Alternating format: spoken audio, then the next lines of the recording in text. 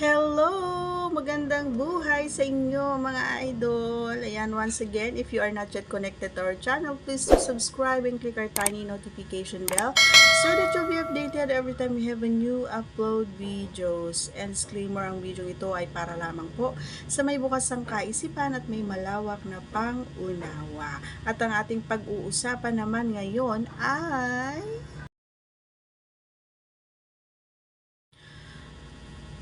alam mo ba kung gaano kasarap sa akin kapag tumatagal ka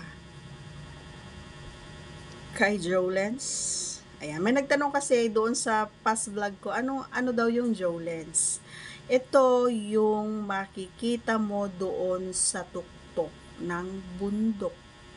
Nagets mo na? Yun. Every time kasi idol na nag ako or kami is hindi ko talaga maiwasan na kunin or sabihin sa kanya na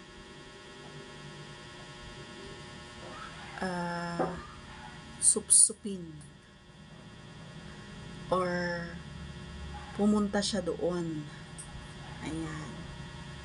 Kung na-experience mo na idol na kumain ng ice candy, ayan. Yun yung pinaka gusto ko na way or paraan na pag ano mo doon kay Jolens. Kasi sa akin, the more na pag ano mo doon kay Jolens is the more na nakakaramdam ako or nape-penetrate talaga yung, alam mo yun, or na ano talaga yung feeling ko na, alam mo yun, na imbis na matagal ako, mapapadali or makakatulong sa akin. Hindi ko alam kung sa mga partners nyo ganun din or nahihiya lang silang magsabi na kapag nilalaro nyo yung dalawang bundok niya is hanggang laro lang kayo, hanggang ganun lang kayo, 'di ba? So minsan na hindi nyo nilalaro yung Jolens or hindi nyo idinadampi yung inyong ano doon sa Jolens kasi habang nilalaro mo, ayan, sa pamamagitan ng kita mo yan, lalong nag-wet baga si Pipay.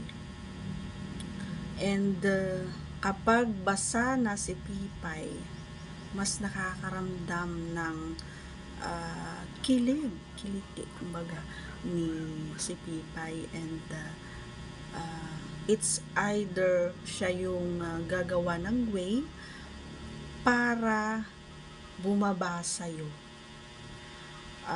Baka hindi nyo pa nalalaman to mga boys, no? Ako kasi once na nasatisfy ako doon sa ginawa mo, ako yung kusang bumababa at sisiguraduhin ko sa'yo na mararating mo ang rurok ng tagumpay habang ginagawa ko ang bagay na gusto mo. And take note, wala kang gagawin. Wala kang kapagod-pagod dahil kaya kong palabasin sa pamamagitan lang ng pagbaba ko. And of course, mas maganda kapag pumasok ka and magsabay na lumabas o anong saya. Diba? O ano ngayon ang nararamdaman mo, idol, habang ito ay ipinapaliwanag ko? Diba?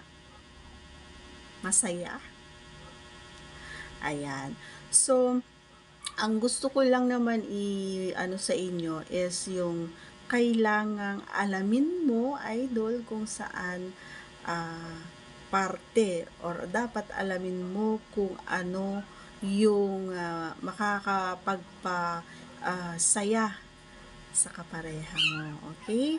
And always remember na yung kapakanan or yung kagustuhan ng kapareha mo yung uunahin mo, hindi yung kagustuhan ng utak or yung isipan mo. Okay? Once kasi na nauna ka, walay na.